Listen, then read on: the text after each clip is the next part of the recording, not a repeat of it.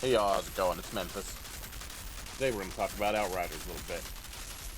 This game came out recently, and even though we had some server issues at the start, me and the guys were able to get in and get some gameplay.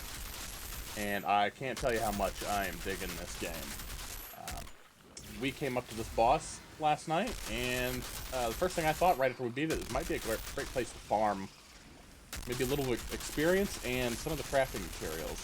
The most important, of course, is titanium right now. It's going to allow you to upgrade weapons and gear, both in terms of their item level itself, eventually, and the rarity of the item.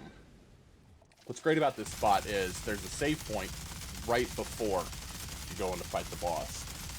And it's pretty early on. Now, I'm fortunate enough that my current build allows me to solo this boss pretty easily. So that's what you're seeing now.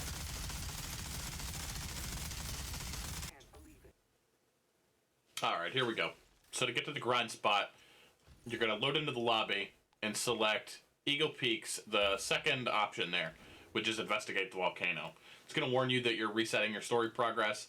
That's not really the case. What you're doing is resetting or losing any progress you've made on a mission that you're partially through, if you're just abandoning a mission to come do this. That's going to happen no matter what, but you can play these missions over and over as much as you want and change the world difficulty, of course. So once you load in, you're going to be looking at this scene right here. You're starting in this section. You're going to run up to the story marker and enter the volcano. This is what makes this spot so great, because you're spawning right outside the boss's little hive. After the annoying watch me climb down the mountain scene, the boss fight begins immediately. There's 3 phases to this boss fight, indicated by the 3 separate health bars you see up there. First one, the boss does a lot of ground slams and jumps. As a Technomancer, I've got access to Tools of Destruction and Blighted Rounds. These, combined with the Technomancer's native ability to heal on damage, means it's pretty difficult to get killed, so long as they're using an LMG, assault rifle, or the Tools of Destruction. You'll see later I can basically just stand in the AoE lava and be just fine. So keep shooting the weak spot, which is the sack on her back. Once you get through the first health bar, she's going to submerge under the lava, and then these tiny versions are going to start to spawn. Here's an interesting fact. You'll see that I pause here, except the game never actually seems to pause. So I'm going to start taking damage in a minute from the creatures.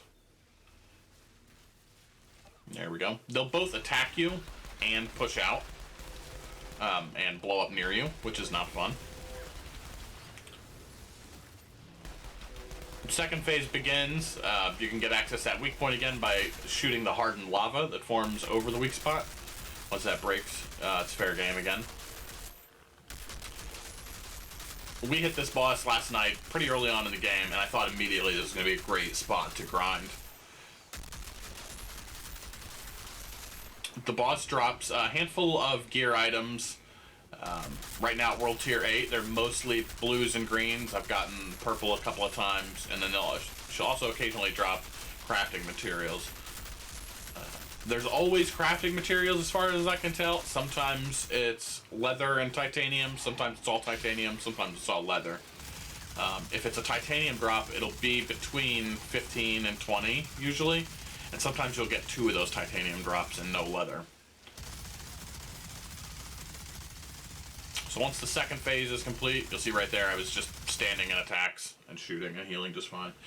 The third phase is the simplest. The boss pops out of the lava in the middle, turns into a giant snake.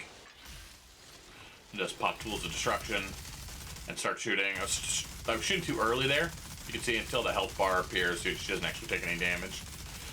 Again, shoot the hardened lava until it exposes the weak spot, and then I just stand in one spot and shoot. The boss is gonna rotate and spin a pillar of fire out. And she's dead.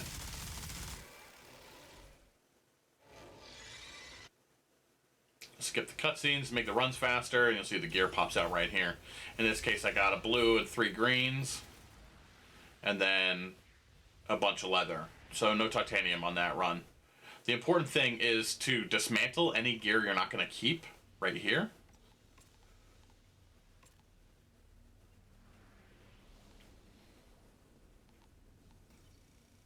Or before you exit, at any rate.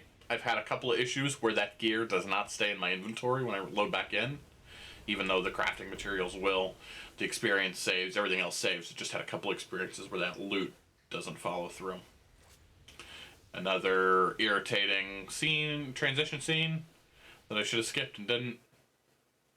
And the important bit here is, after the loading screen, you're going to see an autosave icon at the bottom right. It's little spinning gold circles.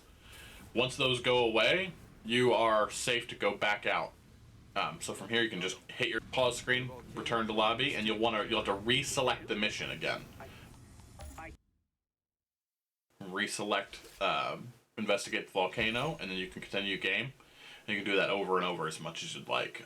I've got it down to about a 3 to 5 minute run, if I really hustle, which has turned out great. I've gotten several hundred titanium this way, a few levels. Generally a level about every 5-7 runs. Just messing around. I appreciate you hanging out. Take care.